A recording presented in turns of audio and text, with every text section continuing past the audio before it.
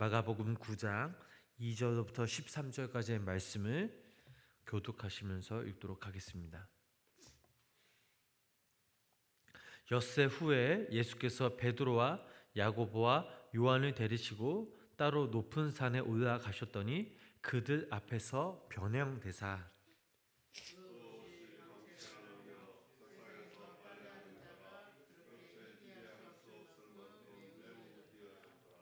이에 엘리야가 모세와 함께 그들에게 나타나 예수와 더불어 말하거늘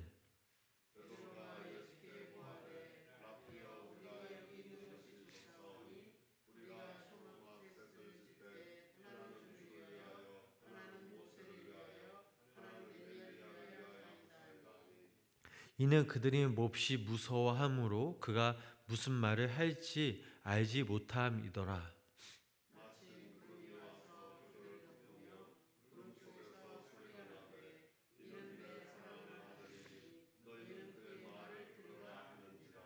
문득 들어보니 아무도 보이지 아니하고 오직 예수와 자기들 뿐이었더라.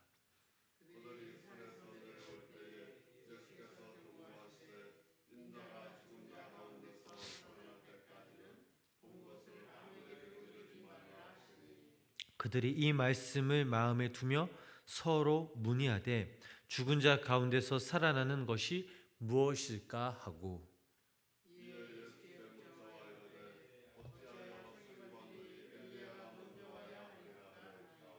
이르시되 엘리야가 과연 먼저 와서 모든 것을 회복하거니와 어찌 인자에 대하여 기록하기를 많은 고난을 받고 멸시를 당하리라 하였느냐. 그러나 내가 너희에게 이르노니 엘리야가 왔으되 기록된 바와 같이 사람들이 함부로 대우하였느니라 하시니라. 아멘. 오늘도 이 새벽 주님의 전에 모인 성도님들에게 하나님의 귀한 은총이 함께 하시길 주님의 이름으로 간절히 축원합니다. 오늘 저희들이 읽은 말씀은 바로 변화산 사건에 대한 이야기입니다. 이 변화산 사건은 마태복음 그리고 누가복음에도 병행되어 기록되어 있습니다. 그렇다면 마가복음에서 왜 변화산 사건이 왜 주어졌는지 그 배경을 보면 조금 더 이해하기 쉽습니다. 6일 전 예수님께서는 빌립보에서 제자들에게 이런 질문을 하셨습니다. 사람들이 자기를 누구라고 부르는지 제자들에게 묻습니다. 그러자 엘리야, 또 세례 요한, 선지자 중에 하나라고 의견이 분분하다는 것을 말합니다. 그럼 너희들은 나를 누구라고 생각하느냐라는 질문에 제자들 중 이 베드로가 주는 그리스도신이라고 대답을 합니다. 이를 마태복음에서는 주는 그리스도시요 살아계신 하나님의 아들이라고 대답합니다. 그런데 이런 베드로가 우리가 마가복음 말씀을 읽어보면 예수님의 그 고난에 말리기 시작합니다.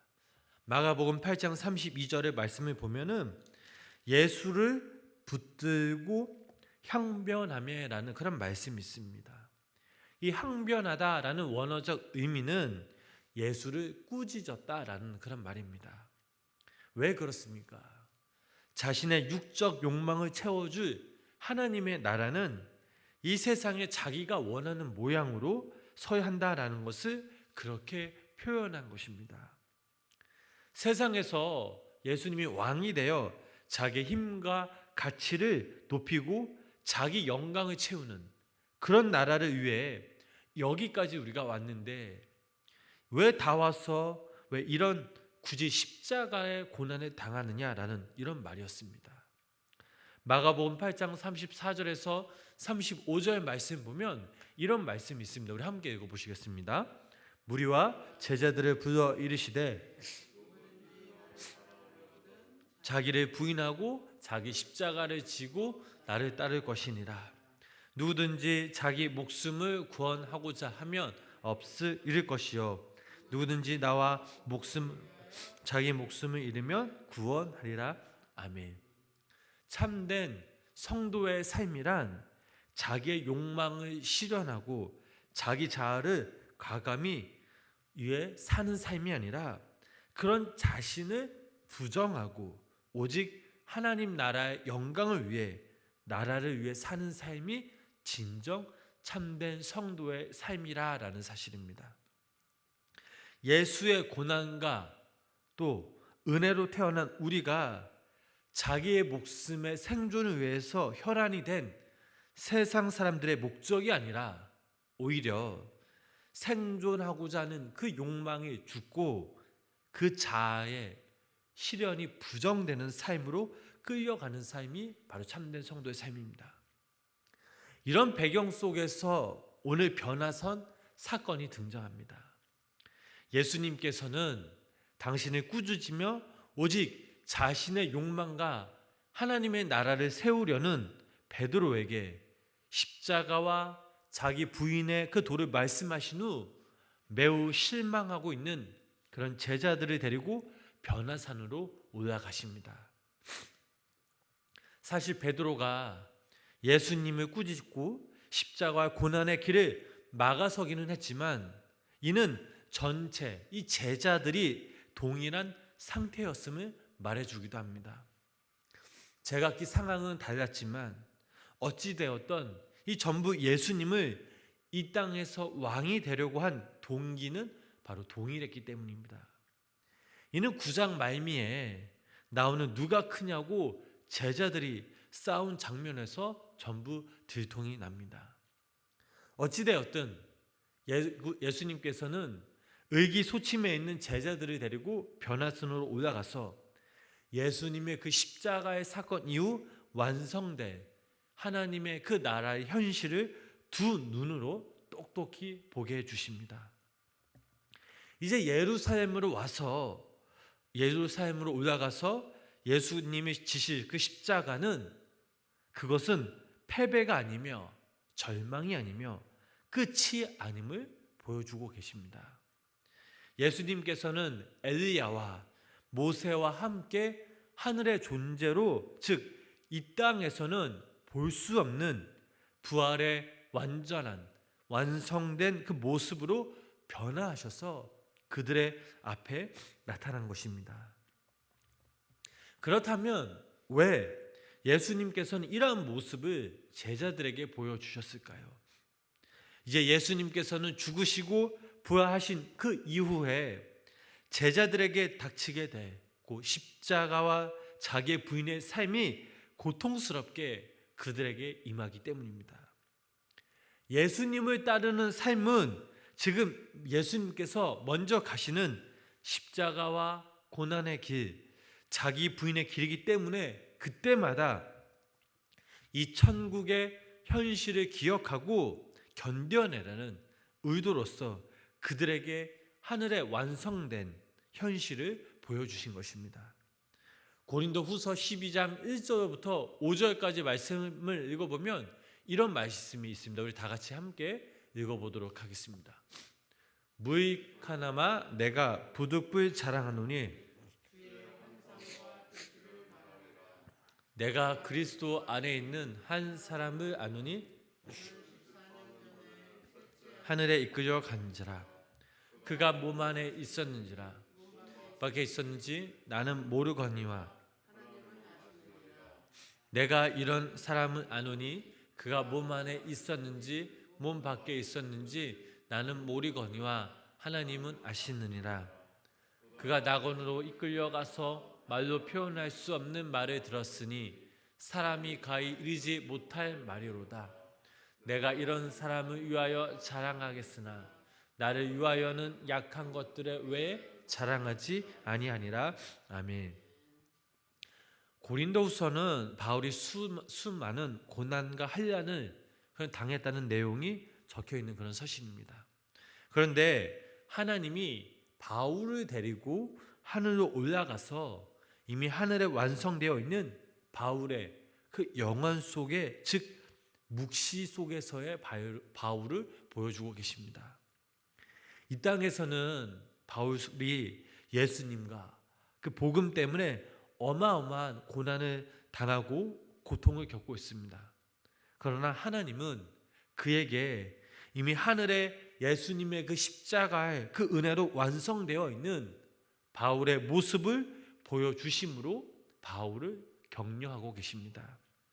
그리고 바울은 이전보다 더 담대하게 오직 예수님만을 전하고 예수님만을 의지하며 엄청난 고난을 이겨내고 이제는 예수님을 위하여 기뻐하는 자가 되는 것입니다.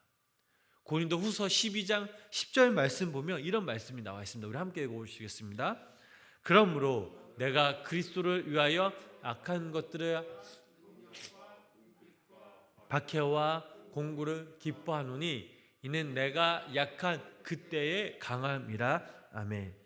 이제는 자기의 약한 것과 능력과 궁핍과 박해를 견디는 정도가 아니라 기뻐하는 자가 된다라고 말하고 있습니다.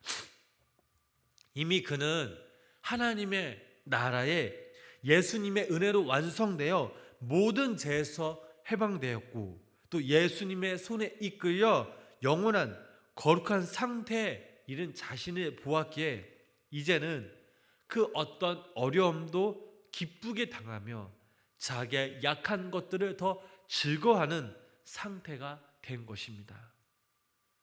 그 어려움과 환난 그리고 약함이 자기 자신을 의지하지 않고 오직 예수님만 의지하게 만들어 영원한 구원으로 이끄는 그 길이 더 좋은 길임을 확실히 깨달았기 때문입니다. 예수님께서는 자신의 고난과 죽음을 말씀하시고는 제자들을 데리고 변화산으로 가셨습니다. 예수님에 의해 선택되고 교회가 된 성도들이 삶이 결탄고 자기 죽음과 자기 부인의 삶으로 끌려갈 것이라 라고 하시만 결코 낙심하거나 절망하지 말라고 그들을 격려하시기 위해 천국에서 이미 완성되어져 있는 엘리야와 모세의 모습과 함께 계시는 예수님의 그 모습을 보여주고 계십니다. 엘리야와 모세는 누구입니까? 바로 성도들을 대표하는 자들입니다. 아직 육체의 부활이 완성되지 않았지만 그들은 예수님과 함께 예수님 입혀주시는 그러한 흰옷을 입고 있습니다. 완성의 상태로 있다라는 것이죠.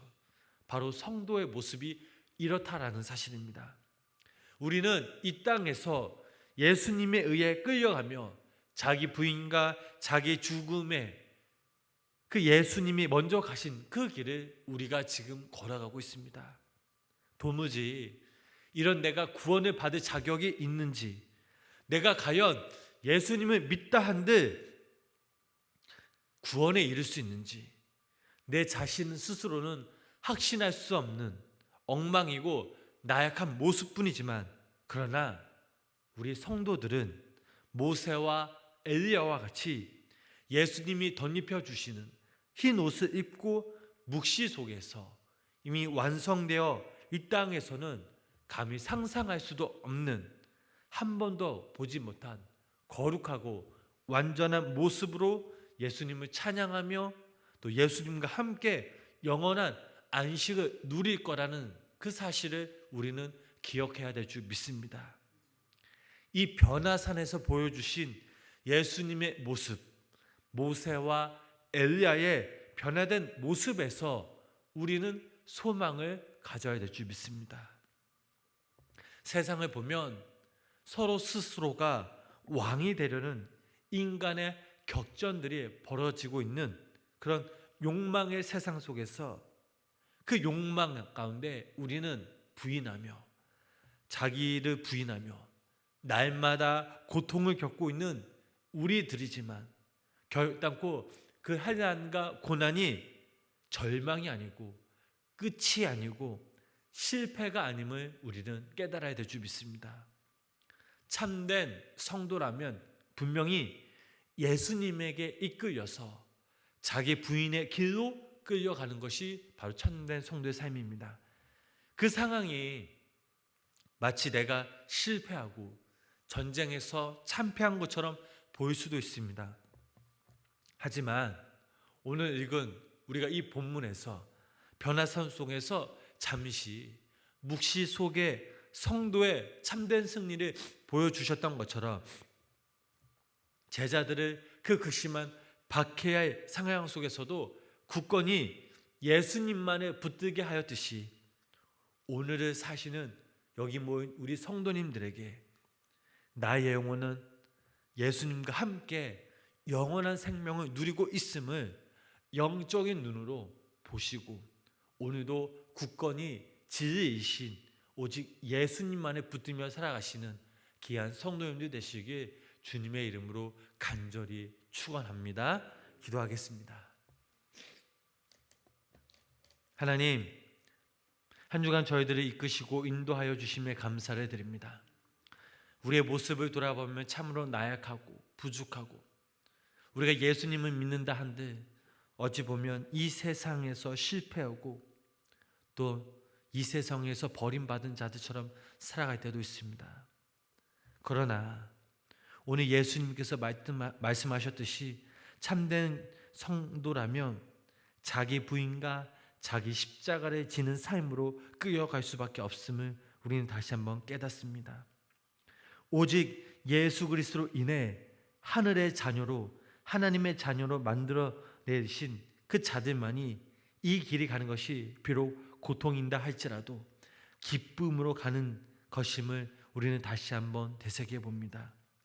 주님, 우리가 이 길에서 설령 지치고 절망스러울 때 오늘 이 변화산 사건을 기억하며 묵시 속에서 이미 완성되어 모세와 엘리야와 예수님과 함께 흰옷을 입고 예수님과 영원한 안식을 나누고 있는 우리의 모습을 떠올리며 오늘 하루도 우리가 이 땅에서 인내하며 견뎌내게 하여 주시옵소서. 오늘도 모든 상황과 조건들을 통해 오직 예수님만을 붙들게 하시며 오늘 하루도 우리 삶 가운데 오직 하나님의 나라를 위해 예수님의 영광을 위해 살아갈 수 있는 귀한 성도님들 되게 하여 주시옵소서. 오늘도 이 새벽 주님 전에 나와 간절히 주님께 기도하며 부르짖으며 더욱더 주님께 간구하는 그 마음들 하나님 아시지 않습니까? 오늘도 이 시간 우리의 기도를 들으시고 하늘의 신령한 복과 땅의 기름진 복으로 채우셔서 우리의 기도가 하나님 때 응답받는 놀라운 역사와 은혜가 우리 가운데 임하게 하여 주시옵소서. 예수님의 이름으로 간절히 기도드렸습니다. 아멘.